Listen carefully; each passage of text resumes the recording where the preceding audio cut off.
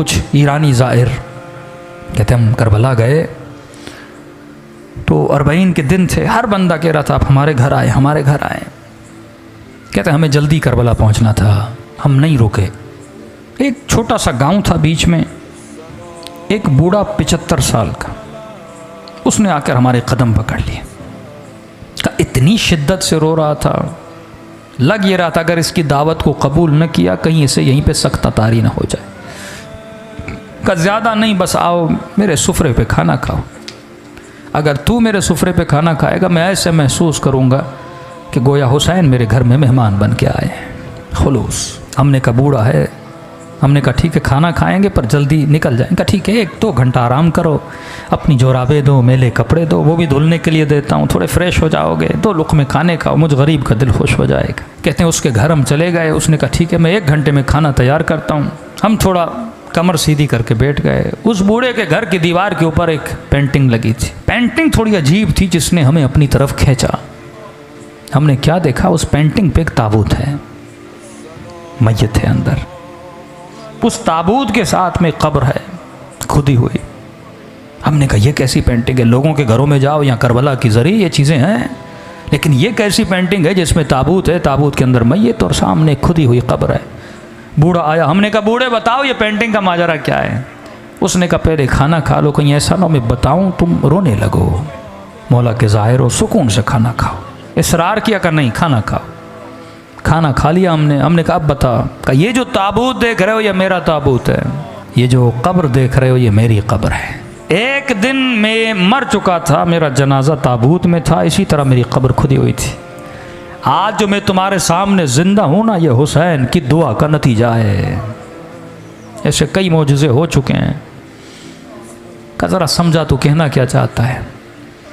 का मेरे पूरे गांव वाले से पूछो कि ये बूढ़ा जिसके घर हमने खाना खाया है इसका माजी कैसा था, तो सारे गांव वाले गवाही देंगे हमारे गांव में इससे बड़ा कोई फासिक नहीं था।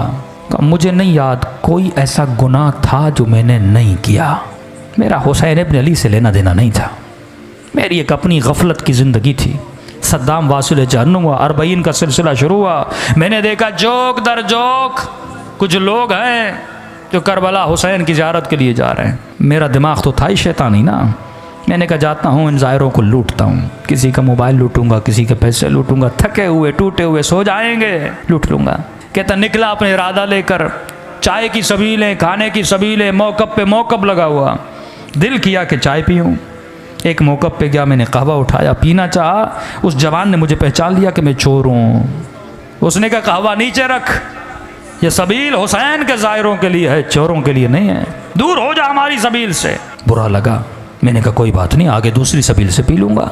आगे बढ़ने लगा, एक बूढ़े ने देखा जो सबील के अंदर था, कहा इधर आ। मैंने कहा क्यों आऊँ, चाय तो तुम पिलाने नहीं देते। कहा शर्म नहीं आती, सारे गाँव वाले मदद कर रहे हैं, हुसैन की ज़ाहिरों की खिदमत कर रहे हैं, तू खिदमत नहीं करेगा। मैंने कहा क्या करूं। अब कहता मैं हुसैन को जानता नहीं, मानता नहीं, कोई गरज नहीं, कोई लालच नहीं।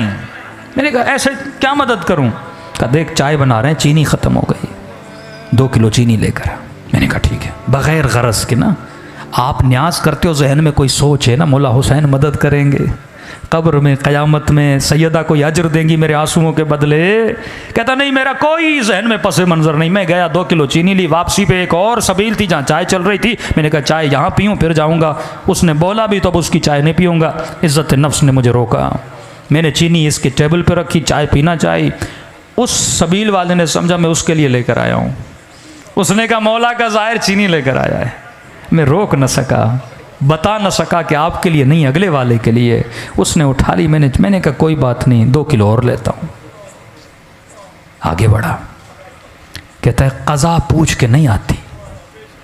आज मजमे में बैठा अगर मोमिन ये समझ रहा है ना 2 साल के बाद मरूंगा, 10 साल के बाद मरूंगा, ये तेरी भूल है। सेकंड लगते हैं रूह को बदन से निकलने में। कहता सीने में तकलीफ़ हुई, ज़मीन पे गिर पड़ा, अचानक देखा रूह निकल चुकी है, बदन ज़मीन पे पड़ा हुआ है। लोग दौड़े दौड़ा चेक किया कि बंदा मर चुका। का इतना फासिक था, मेरे जनाजे को कंधा देने के लिए मेरे रिश्तेदार तैयार नहीं थे। 4 मज़दूर ढूंढे, उन्होंने कंधा दिया। समझ रहा था ख्वाब देख रहा हूँ। लेकिन जब अपनी खुदी हुई कब्र को देखा, ताबूत पे अपने जनाजे को देखा, मैंने कहा ख्वाब नहीं, मर चुका है। कहता इस आलम में परेशान खड़ा था, किसे पुकारूं? बंदा कुछ करे तो अल्लाह को पुकारे ना, न खुदा को सही से मानता था। कहता है कब्र के किनारे पे 2 अजाब के फरिश्ते खड़े थे, हाथ में गुर्ज लिए। इतनी हैबत थी इनके वजूद में, जब देखते थे गोया मेरे अंदर से जान को खींच लेते थे। समझ गया उतरूंगा, कब्र का दरवाज़ा बंद होगा, अजाब शुरू हो जाएगा। कहता मेरा वजूद कांप रहा था, किसे पुकारूं, कौन आएगा मदद के लिए। इतने में मेरे पीछे से एक मीठी सी आवाज़ आई और आवाज़ ने मलाइकों को मुखातब किया, आए मलाइकतुल्लाह, मेरे दोस्त को डरा क्यों रहे हो? मैंने कहा कौन है इस आलम में मुझे अपना दोस्त कह रहा है? कहता है मुड़ के देखा तो मलाइकों ने बड़े अदब से इसे झुक के सलाम किया और कहा अस्सलामु अलैका या अबा अब्दुल्लाह अल हुसैन, हुसैन शहीद करबला। हुसैन ने मुझे अपना दोस्त कहा मुझसे ज़्यादा मलाइकों ने ताज्जुब किया। कहा मौला ये रहा इसका नाम आमाल, दूर दूर तक आपके किरदार किसके अंदर खुशबू नहीं है, यह आपका दोस्त कैसे बना? इमाम ने कहा अगर दोस्त न होता मेरी सबील पे 2 किलो चीनी न देता। कौन देता है बेगरज किसी को कोई चीज़? कहा हुसैन गुनाह बहुत हैं, 2 किलो चीनी की कीमत क्या? ये हुसैन है, ज़रा ज़रा चीज़ का हिसाब रखता है हुसैन, ये करीम है। अजीब जुमले इस बूढ़े ने कहे कि सुनने वाले ईरानी सारे ज़ाहिर रोने लगे। कहा इतने करीम है, हमें पता नहीं था मौला हुसैन का। इमाम ने कहा 2 किलो चीनी के अंदर जितने चीनी के दाने थे, हर दाने के एवज इसका एक गुनाह मिटा दो। कहा मौला मिटा दिए, अब भी गुनाह बहुत आए। कहा 2 किलो लेने गया था, ली नहीं थी। अगर तू करबला जाने की नीयत करे, बीच में मर जाए ना, सवाब लिखा जाएगा। आया तो था ना, नीयत तो की थी ना। इमाम ने कहा दानों को काउंट करो, हर दाने के। बस कहने लगे मौला हुसैन अब भी गुनाह बहुत है। बूढ़ा रोकर अपना सर पीट के कहने लगा, जब ये कहा ना मौला अब भी गुनाह ज़्यादा है, कहता मैंने सर झुका लिया, अब हुसैन क्या देंगे, कुछ है ही नहीं। क्या मौला हुसैन ने कहा और कितने किलो की ज़रूरत है? हुसैन खुद खरीद के देगा। का एक शफ़क़त भरी निगाह से मुझे देखा, कहा वापस चला जा और बन के वापस आना। अब अगली बार जब आओ ना, हुसैन को मलाइकों के सामने शर्मिंदा होने न देना।